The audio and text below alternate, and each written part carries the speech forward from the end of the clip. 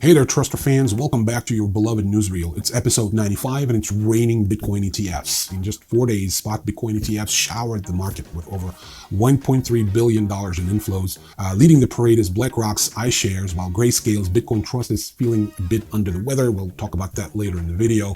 Trump, in a New Hampshire speech, waved a red flag at the U.S. central bank's digital currency dreams, calling them a freedom-snatching boogeyman. Not a direct quote, but spooky. Across the pond, the EU's tightening the screws on crypto cash flow. They've set a $10,000 cash payment cap and are scrutinizing crypto transactions like a hawk with a magnifying glass. So we'll cover that as well. Back in the US, good news, the IRS is hitting the snooze button on enforcing those new crypto tax laws.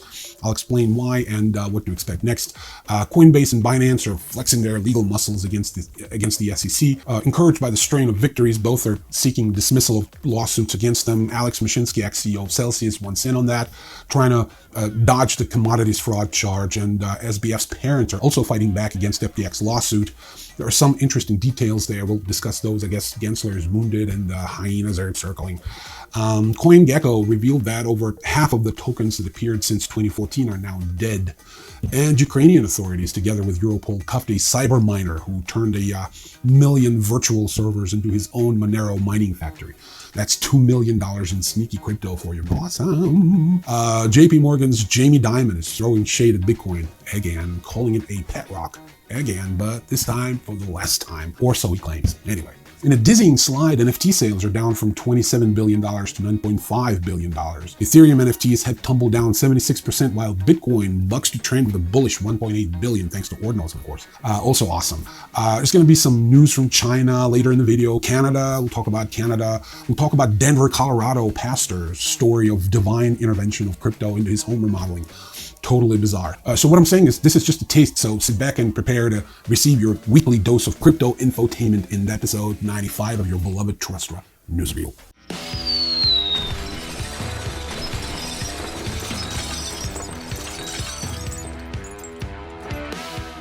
Spot Bitcoin ETFs have impressively accumulated over $1.3 billion in inflows within the first 4 days of trading.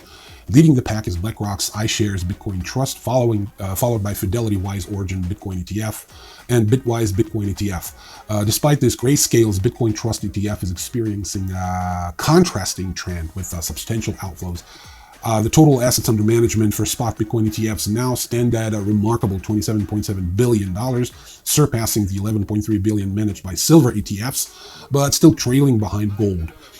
The surge in assets under management is primarily driven by Grayscale's prior holdings before converting into an ETF. Additionally, the combined AUM of futures and spot Bitcoin ETFs is estimated at $36.9 billion, indicating that crypto derivatives are finding their stride and institutional adoption is a mere reality now. Former President Donald Trump, during a campaign speech in New Hampshire, declared he would block the creation of a U.S. central bank digital currency, CBDC, if re-elected, labeling it a dangerous threat to freedom. That's a direct quote, dangerous threat to freedom. He expressed concerns about government overreach, suggesting a CBDC could lead to the federal government exerting absolute control over citizens' funds. Interestingly, Trump's stance contrasts his previous skepticism towards cryptocurrencies, considering his involvement in NFT collections. His view is aligned with other Republican figures like Florida Governor Ron DeSantis, who has opposed CBDCs and shown support for cryptocurrencies like Bitcoin. This stance will probably lead to cryptocurrencies and CBDCs becoming a major talking point in the 2024 election cycle. We'll see. I'm yet to hear Joe Biden on the subject, so I haven't heard anything he said about that. The European Union has agreed on a plan to combat money laundering, including a limit on cash payments to 10,000 euros and stricter measures for cryptocurrency transactions.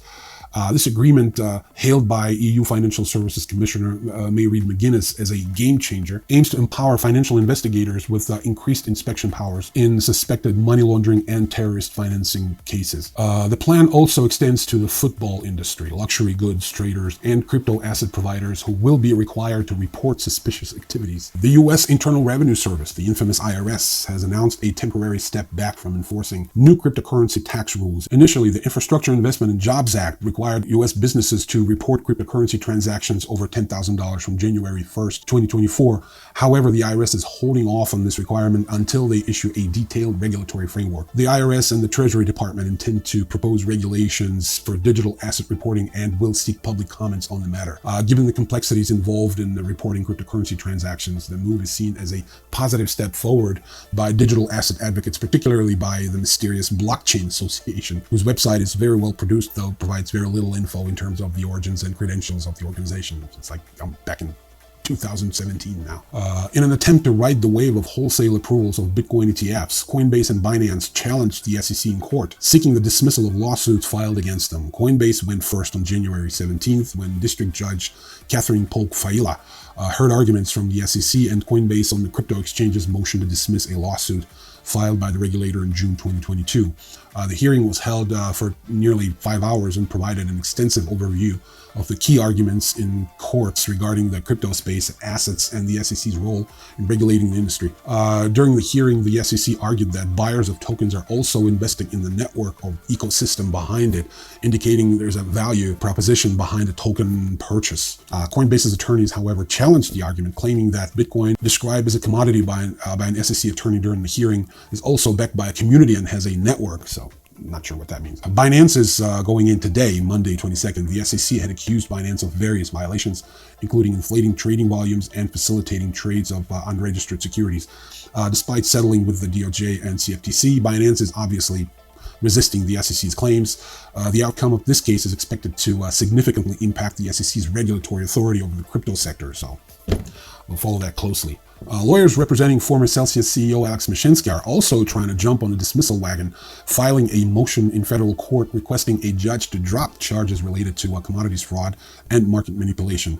According to the filing, the second count of commodities fraud was repugnant and inconsistent with the first count of securities fraud based on the government's treatment of crypto. A reminder, Mashinsky was indicted on 7 felony counts in July 2023 and is currently free on a $40 million bail. The parents of former FTX CEO Sam Bankman-Fried are seeking to have FTX's lawsuit against them dismissed, rejecting claims that they knew about the problems at the crypto exchange and knowingly benefited from misconduct at the firm. According to a court filing, lawyers representing Joseph Bankman and Barbara Fried argued that FTX's lawsuit sought to capitalize on the sheer fact that they were the parents of the former FTX CEO. In September 2023, FTX sued Bankman and Fried for allegedly exploring their influence and access within the FTX empire to enrich themselves. Oh yeah.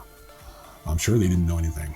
That's my favorite argument. According to CoinGecko, out of 24,000 tokens listed since 2014, a staggering 14,039 have shuffled off their digital coil, to paraphrase Prince Hamlet. The 2020-2021 bull run proved particularly lethal with a 70% mortality rate among the 11,000 new tokens.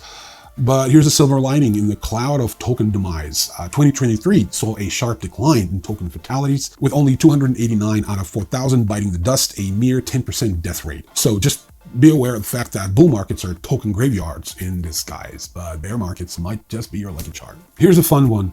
Ukrainian authorities, in collaboration with Europol, arrested a 29-year-old man for orchestrating a large-scale cryptojacking scheme using 1 million virtual servers on hacked accounts to mine $2 million in Monero. Yeah, the operation identified in January 2023 following a cloud service provider's alert led to the suspect's arrest and seizure of computer equipment and illegal transaction evidence. Active since 2021, the hacker used brute force tactics on 1,500 e-commerce accounts to create mining servers, significantly impacting the compromised service performance and increasing energy costs. In his latest and perhaps final Bitcoin-related brain fart, Jamie Dimon, the chief executive of JP Morgan, once again voiced his disdain for Bitcoin, once again likening it to pet rock. What's noteworthy about this particular case is that speaking at the World Economic Forum in Davos, Dimon made it clear this would be his final public commentary on the topic. His criticism wasn't shy of drama. He condemned Bitcoin for its role in facilitating a range of illicit activities, estimating the financial impact on these crimes at over $100 billion annually. Dimon's stance contrasts sharply with the growing enthusiasm on Wall Street, or giants like BlackRock and Fidelity are embracing crypto, evidenced by the recent approval of spot Bitcoin ETFs. Despite this trend, Dimon remains unmoved, bluntly requesting an end to the discussion. Quote, "I don't care, so just please stop talking about this shit." Shit, that's what he said, shit, on MSNBC. According to Crypto.com, the latest data suggests that NFT sales volumes dropped from around $27 billion in 2022 to around $9.5 billion in 2023. NFT trading on Ethereum plunged by 76% in 2023, while growing from 0 to 1.8 billion on Bitcoin, thanks to ordinals, baby. I mean, that's pretty obvious. To further illustrate the point, GameStop announced the closure of its NFT marketplace launched in July 2022.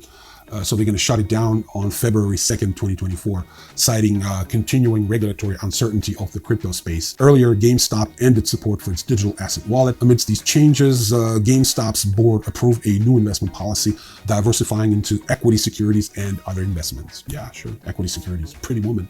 You know, buy up a company, break it down into pieces, load them up with debt, you know, and light the fuse like the good fellas. Nice, good one. China, not phased 1 inch by Zuckerberg's failures, has established a metaverse working group, including major tech companies like Huawei, Tencent, Hawaii, I don't know how do you pronounce that, Tencent, Ant Group, and Baidu. This initiative, spearheaded by the Ministry of Industry and Information Technology, aims to standardize and foster the growth of the metaverse sector in China. The group comprises governments, academic, and corporate representatives focusing on developing basic standards and reducing investment redundancies. Interestingly, amid the excitement and speculation around the metaverse, the MIT notes a lack of consensus on its definition, emphasizing the need for a practical value in its development. And finally, in a twist of divine intervention, Denver pastor Eli Regalado, embroiled in an alleged cryptocurrency scam, has attributed a $300,000 home remodel to a higher calling.